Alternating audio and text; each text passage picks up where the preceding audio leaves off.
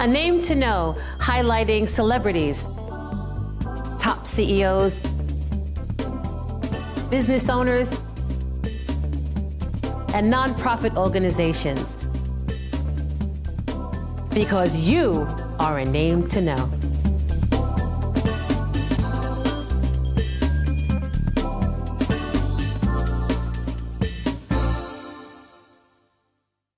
Welcome to A Name to Know. I'm your host, Alicia Figueres. I have the pleasure of interviewing today Mr. Ralf Friedrichs, who has an awesome journey that he's going to share. Ralf, welcome to A Name to Know. It's a pleasure being here. So glad to have you here. I've been following your journey, and I just want the world to know. So take us back to when this all started. Well, I'll go back into, matter of fact, you and I were just discussing in reference to the Marine Corps. Back in 1981, when I first joined the Marine Corps, in boot camp they asked me to become a lay leader. And what a lay leader is it's a mediator between a recruit and a chaplain. And it was back then that I personally believed that my future was already being set for me, although I didn't see it, and that would be to help other people. I'm going to fast forward from 1981 to 2013. Okay. When I finally hit a thing called rock bottom. In the military, as a lot of people that have been there realize there's a lot of drinking going on. Yep. For me, it was never drugs, it was always alcohol. And for all those years, I decided to avoid what was going to happen to me anyway in 2000, and that would be to finally hit rock bottom. In 2013, I finally hit rock bottom, and I decided the only way to help myself, and this is after attending AA, which I found not to help me personally, I needed to be more actively involved, and that would be to live sobriety from morning until night. And what better way is to help other people, because I do believe that we need to reach out to each other, not as family, but as humans. Right. And I decided to design two websites at that time. One was Clear Views, and it still is clearviews.info, and the other one Clear Reform. And I just want to tell the audience what CLEAR stands for when I designed this. It stands for Community Lessons Empower Addiction Recovery. It is your stories, my stories, whoever's stories that empower us to recover. From there, I took it to the next level and decided to do my own YouTube show. I have my own channel called Take Your Life Back Today Show. And what I do on there every single day, as you probably know, because you get a copy of it, I do anywhere from 30 to 35-minute video. Topics, anything ranging from role model to doing drugs to doing alcohol, or just motivational, because every day on Facebook I put those quotes out there to give people a reason to look for hope. And there is hope out there, but you need to find that. And my best way of hope is to reach to your higher power, whatever it might be. And that's where it all started. So I fast forwarded from 1981 to 2013, and here we are in 2015. I'm on 17 websites for treatment centers that utilize my videos for education for their tenants or whatever clients, what you might want to call them. And nationally, I've gone somewhere.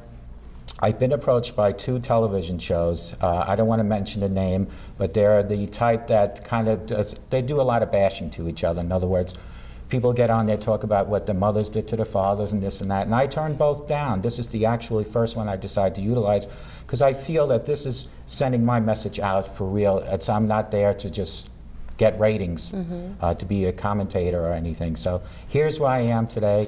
This is what I do. I try to help people that are suffering from things that a cop suffers from, a lawyer suffers from, a judge, and that's called drug addiction and or alcohol addiction. Well, I thank you for being with us today. Thanks. So you brought your life to sobriety on your own. I did. That's amazing. I attended 4 AA classes, and I started thinking to myself, wow, I get an hour and a half of sitting in the classroom atmosphere, hearing everybody saying, well, we relapsed last week, so it's okay, we're here today, we start all over, and it's not.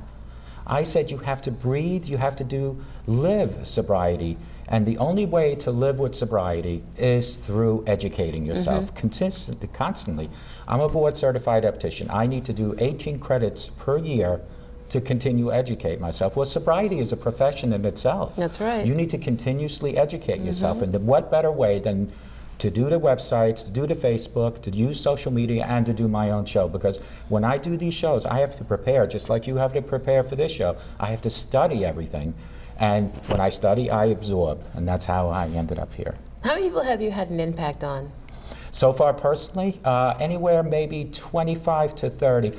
The biggest problem, the biggest obstacle I'm running into is everybody's motivated in the beginning because they're hitting rock bottom, they're touching, they're clawing rock bottom. But then the minute they go out again on their own without that supervision, they fall back into it. Is it bad? No, because I've been there. When you hit rock bottom, you'll know when you hit rock bottom because it means exactly what it means. You're on there, it's a gravel bottom, there's nowhere but up. That's right. really the bottom line. You know, Ralph, I work with a population that is drug addicted, and when they re-enter into society, they're scared. And one of my clients, if I could use that as a better word, was so excited to start his life over again. And when he came home a day before Christmas Eve, went to an NA meeting and OD'd on heroin. His mother found him dead in bed on Christmas Eve. I still haven't been able to shake that because he was an outstanding student in my group, and I listen to their stories, I listen to their pain, and they all want to do so well. It's a monster addiction. It is, and it overtakes you. There are two things you have to do, I personally feel, to live with sobriety or to live in recovery. You have to stop denying you have a problem. You weren't born to decide whether you want to do drugs and alcohol. You're born because you have a disease. It could have been passed on from family. It could be a lot of things. It could be peer pressure, it could be a lot of but the thing is you have to stop denying you have a problem. Once you do that, you lift the barrier of now I can seek help, but you also have to seek a higher power because everybody in life needs hope. You really need something to hope for. I hope when I leave here that I have a good drive home. We all need hope in life, and what better way than to reach out. I'm not saying you have to become a Billy Graham. What I am saying is that God created all of us. Hope that he will guide and direct you. Carrie Underwood said it best, Jesus take the wheel. Remember the song? Yes. Well, let Jesus take the wheel of your life. Let him guide you and direct you. You might not see results right away, but they're coming. That's right. Yeah. Always put in first, you never come in second, right? That's right, absolutely. So Ralph, talk to me about rock bottom. It's a lonely place. It's a place where you see, in my case, my wife, my children. I thought I had everybody convinced that they wouldn't know I was drinking, but everybody knew. So rock bottom is when they are threatening to leave you, when they're walking out on you, when family's talking about you and you know it, and you say, well, listen, it's either death, because one of the things will happen. You either kill yourself, you be in an accident, or Mother Nature will take your organs. One of those three happen, or go to number 4, and that's make a decision. Rock bottom is you start crawling your way out, and it's not an easy thing. It is so hard. My first 2 weeks, I still had to see my patients as an optician. I couldn't take a leave of absence and continue life this way. What really is good about coming out of rock bottom is you can become so transparent. And I know that many people follow me when it comes to this, and they're probably saying, well, he's saying more than I would even say. But why not for me to tell you? Because that shows you I'm a human. I am capable of making mistakes. You are capable of making. So the rock bottom is a lonely place, but when you start climbing out and you start seeing your color of your skin changing, you're not tired anymore. Financial changes because you're not spending all that money on you're thinking better, and your relationships, if you still have a relationship, because if you let it get to a point, which could have happened to me, that's rock bottom. Unbelievable. Yeah, it's a tough road, but you know what? My thing here is I get 2 people every day to help, and you know when I do my videos, if you watch them religiously, I always say there are 2 people. Selfishly, I care more about me getting help for myself, and it's a selfish thing to say, but that's what it is. But just one other person. If I can get one other person to say, listen, if he can talk like this, maybe I can. It's a successful video. To me, it is at least. So. You're a one-man show. Thank you. Well, I get very comfortable. If you would have seen some of my videos in the beginning, my wife called it, what'd she call it, a train wreck. Because I looked and I was like chapping my gums and all that. But when you do it every single day, I'm up to 442 episodes now. And people actually want to see these. I'm presently helping a couple. Excuse me, not a couple, it's a sister and a brother. She's in California, he's here on Long Island, and I'm trying my best to mediate between her and him getting him to go over there because he's got a major drug and alcohol problem, and he's this close of leaving the earth. And these videos, she watches them in California, and she says, you don't understand how you help me constantly every day understand what he's going through. And that is, for me, fulfilling. You've done your job. Absolutely. And if I can continuously do that, that's great. Your vice of choice was alcohol? It was vodka, because everybody says you don't smell vodka. That's right. Yeah, but the effects are there for people to see, and it's the people closest to you that know it best. It is the people that you're around that you think you have beat with your deception.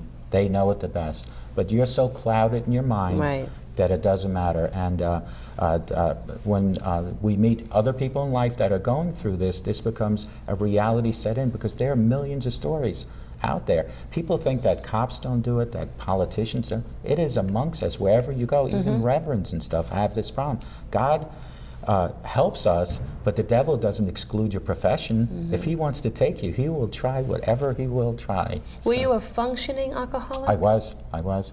Yeah, I was doing all my opticianry work.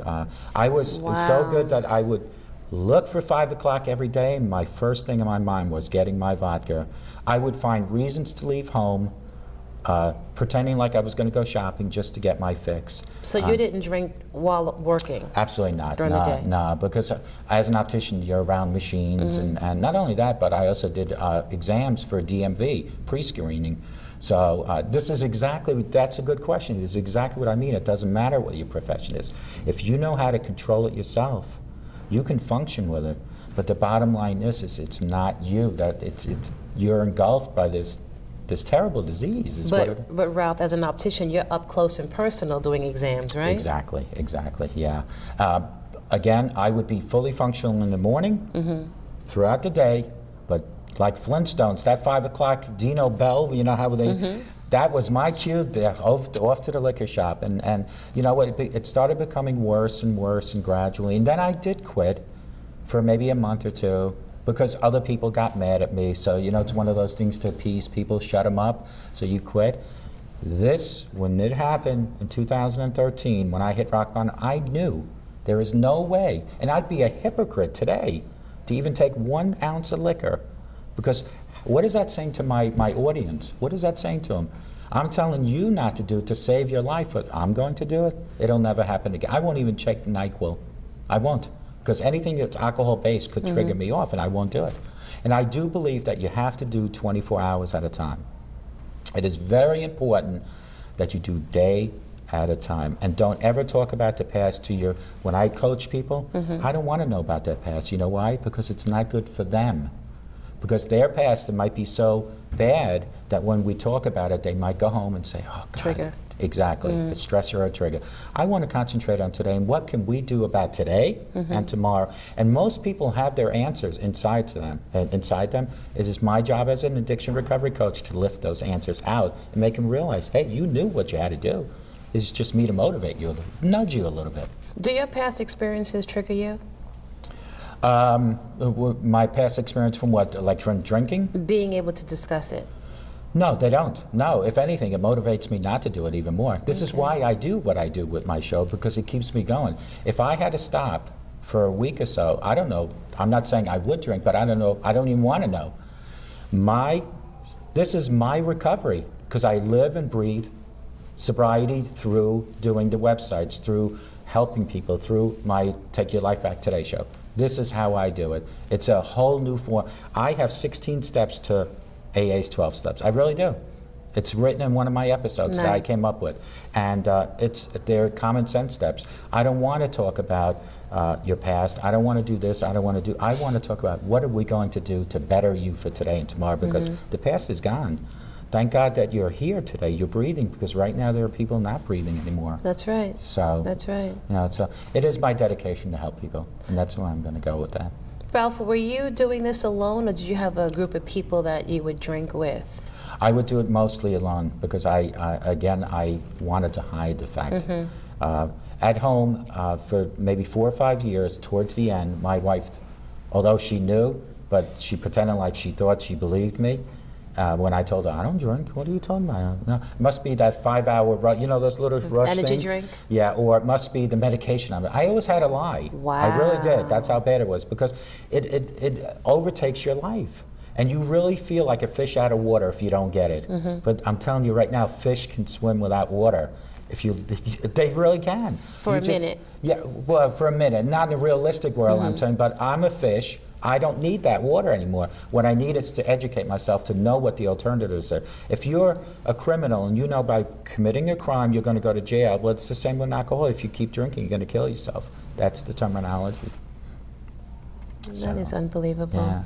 Tell me your worst day. What was your worst day? I was down in Virginia. Matter of fact, my wife got a call from my brother-in-law, and he had called me my wife had called me to ask me a question. She was still up here because we were in the process of moving down there, and I didn't pick up the phone for obvious reasons. So my brother-in-law rushed over to the house and found me unconscious in bed. The paramedics came. I was about 5 minutes away from death, and this was in 2007. And it was because the night before, down in Virginia, they have a thing called the Red Rose wine, and I decided to cut the grass with 2 acres with a handheld lawnmower and drink 2 bottles of that. So I dehydrated. In the hot sun? In the hot sun, went to bed right afterwards and never woke up. They had to inject me, and but that didn't even stop me. That's the scary thing. That's how terrible this disease is. Back then, I said to myself, I'll never touch it again. And sure enough, I fell into it because I started going back to Alaska every month to work on the Eskimo veterans, on their eyes. And in 2009, I was in a bad accident up there. I had a lot of surgeries. And that's when I started realizing my life is worth so much more. And I gradually cut down on the drinking. And then in 2013, it finally, that was it. I was done. I look at my grandkids. I don't want them to ever see me drink, ever. I don't even want to see them smoke. I talk about being a role model, what you showed your kids. You're saying it's okay to do that because they look at you as their hero, their role model. That's right. So if I'm going to drink and I'm going to smoke and I'm going to use profanity or physically abuse a person, I'm saying to the kids, look, I'm your hero. It's okay to do that. It's not. If you're going to have to drink and smoke and do all that, do it away from your children, your grandchildren. And that's how I feel about that now. So. Ralph, there's an epidemic on Long Island with heroin. I know my sister's brother-in-law just died 2 months ago from it. I'm so sorry. Yeah, it's terrible. It's the same thing as the alcoholism. I don't know even how to explain how to take care of it other than people like you, people like me that are just constantly going to bring it out to the public and keep talking, because there's not much you really can do about it. You know, it's not like we can quarantine people that have drug and alcohol issue and put a big fence around it. It is the individual that makes the choice. It is the individual. It is my job, your job, whoever's job, to bring the message to wherever they might be. During my show, I always say, wherever you are, in your kitchen, your living room, homeless shelter, wherever you're looking right now, I'm here to tell you there's hope. And we can only do what we can do. And you're right, it's a terrible thing. And it's not just here on Long Island. It's a global, it's a bad issue. But it hits us home because we live here. You know, we hear it a lot. So. You know, Ralph, addiction is addiction. You know, your vice was vodka. Mine is chocolate, food. I love to eat. And you say that all we can do is continue to give out the message, but I think it is deeper. You know, every individual is different, and they're suffering internally. They have voids they're trying to fill. So that's what we have to address, I think. Well, the question is how do we address that? You know, first of all, how do we address the people getting them all together, or just send a message out to them? Maybe come up with a safe haven type of buildings where, listen, if you have a problem, come here and we'll try. You know, the list can be endless to try to come up with a game plan. I mean, I'm not sure New York State's budget on fighting drugs. I mean, I used to follow politics a lot more until I went on Facebook and people started bashing me, so I don't do that as much anymore. But, you know, there are a lot of things that could be done, but how to approach it, it's a good question. Unfortunately, I don't have the exact answer for it. I think like food lines, how do we help people that need food? We have food lines. Come up with a concept of maybe having a safe haven for people, you know, that have drug addiction. Or, you know, if you admit you have a drug addiction, you come in for a treatment, we'll give you maybe a gift certificate for a Pathmark for food, for real food or something. You know, so an incentive, because motivation helps people. Right. It really does, you know. So I don't have the exact answer for that. I wish I did.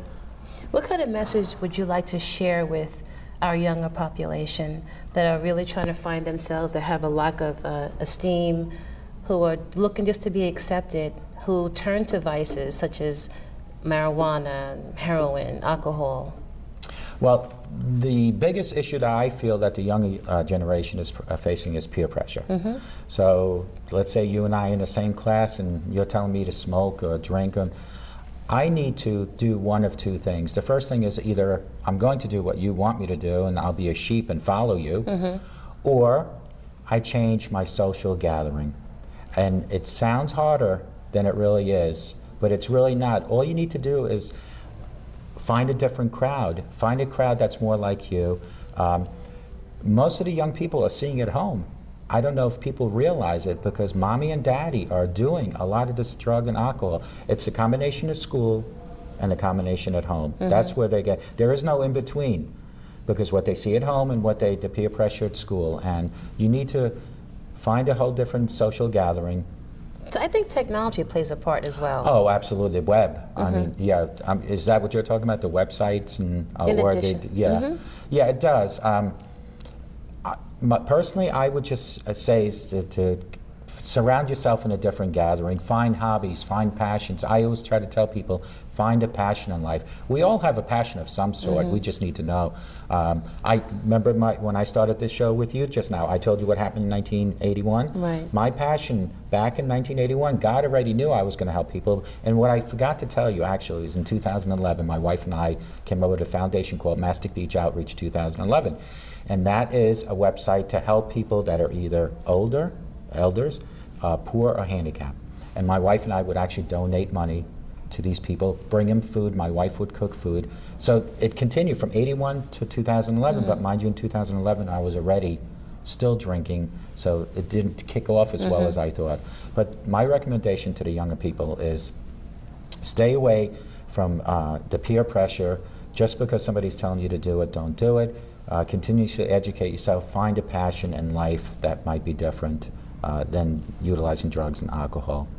Okay. And that's pretty much. I mean, you're absolutely right. Technology is, you know, Camel cigarettes. Remember the lawsuit and the Budweiser commercials. And is the Super Bowl really the Super Bowl? Or is it the intermediate? You know, what is it? The halftime about the commercials? Because that's where. It's real. It's not like when I grew up. I'm 50, going to be 54 this year. When I grew up, just having 10 cents in my pocket meant a lot. Now today, everything is terrible, and technology plays a big role on it. It does, But unfortunately. you know, you can't put a dome around your children either. Right. So that I mean, you'd like to, but you can't. Outside of your videos that you produce, do you do any other services to spread the word? Yeah. Every Sunday from spring until summer, I actually walk the streets of my old home turf. For the last 3 years, I've been walking Mastic Beach. And what I do is I interview people with a microphone, camera. I ask them if they want to go on camera. If they don't, I put on audio.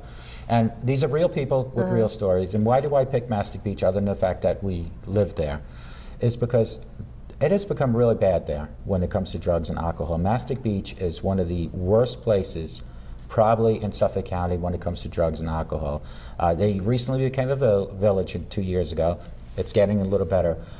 So what I do is I go out there and I talk to my handout flyers, I hand out my cards. I've actually talked to people via the internet, via the phone, my regular show, my websites. And when you interview them, what do you ask? Exactly, questions like, usually before I ask the questions, I pre-qualify them. I find out that they're either drinking or drugging, whatever they're doing. And I tell them that everything's confidential other than that they're going to be on camera. You know? So much for that, right? Yeah, but I warn them because, you know, you're not supposed to put people on camera unless they authorize it. And we talk about, how did you get to this point? What is it that you use your money for every day? Because you can tell they're doing drugs and alcohol. Where do you want to go from here? Can I help you? I mean, my website, clearviews.info, has page 7, has 50 states that you can click on, and literally on each state there are rehab centers that you click on. So if you tell me, oh, well, what is New York or North Carolina? Go to my website, you'll see it. I've literally called up different states their social services and help people get into rehab Excellent. centers that don't even have money and they don't have insurance. And there are programs out there, but you need to do the legwork and do the research. But people are so clouded because of drugs and alcohol, they don't want to. They're more worried about running, like I used to, go to the liquor shop. You know, it's so much easier. That's where denial comes in. You gotta, if you really want to stay alive, if you want to live for today, stop what you're doing, take a seat back, and keep walking. And let somebody like myself, like other people, be that crutch to lean on. I have people calling me at 2, 3 in the morning saying, Ralph, I'm ready to drink. What do you think I should do? And you know, my wife's like, Ralph, you're amazing. You'll sit there at 3 in the morning and talk for an hour on the phone. That's awesome. I will try to help these people because I'll go back to sleep knowing that maybe I saved somebody. I don't know, but maybe. So the interviews are, what are they doing? Why are they doing it? Is it maybe the geographical area? Because, you know, when you see a lot of people walking around like zombies all drunk, maybe you're going to want to join them. But that's how bad it's become. It really has. I now live in Hampton Bays, and I don't ever want to walk the streets doing that in there because they probably think I'm crazy or something because it's a whole different area. So, but I grew up in Northport, and I wouldn't have done it there. But Mastic Beach it's a good ground to stomp. You know, and I'm friends with the mayor there, so, you know, I've spoken at a couple meetings there already, so. That's awesome. Yeah. I'm going to use you as a resource for my population that I work with. Okay. I think they would really appreciate your services. That's great. That's great. I would, and if you ever want me to come down and give a little pep talk, you know, I'm not the best. That'd be great. I'm not the best speaker. I'm getting better at it. Stop it. Yeah, but if there's somebody German, I can translate. But so that the bottom line is that there are people to help, but you need to reach out. Because I always say to people, I can't jump through the camera and into your living room to help you. That's you right. need to, you know, I give out my helpline phone number constantly. I say, just call me, and people utilize that. Unfortunately, I also get patients call me for eyeglasses done, and I'm like, yeah, how can I help? I need new progressives or something, you know? But they need to come to me. And it's not an ego thing, but I don't know where you are. So I can't come to you, but you know where I am, so. You have a closing message? Well, I always say this at the close of my show is, believe it or not, a sober today, I guarantee will give you a better tomorrow, and that really is the bottom line. And a lot of people always think that when I say change your life, that it's something that's like an on and off switch with light switch, like that. But only big changes happen in very small steps. I'm still going through changes, and I've been sober for 2 years. I'm going through changes each and every day. There is no easy fix to this. What it's called is living the life of sobriety and educating yourself. Like anything in life, you have to educate yourself. And please, mothers, fathers, grandparents, teach your kids to say no to drugs and alcohol while they're young. I call it the chapters in the book of life. From 0 to 18, you as the parent, you as the grandparent, write the chapters in your children's life. That's right. And if you start changing, editing those chapters when they go out at 18, I don't even want to read the book anymore. Don't even put it out there on Wall Street, whatever, where they sell those books. So my message is say no to drugs and alcohol. And that's it. Ralf Friedrichs, thank you so much for being with me Oh, today. it was such a pleasure being You're here. such an inspiration. Thanks. And I wish you the best. Thank you so much, and thank you for having me. Oh, anytime. Take care. Ralf Friedrichs, another name to know.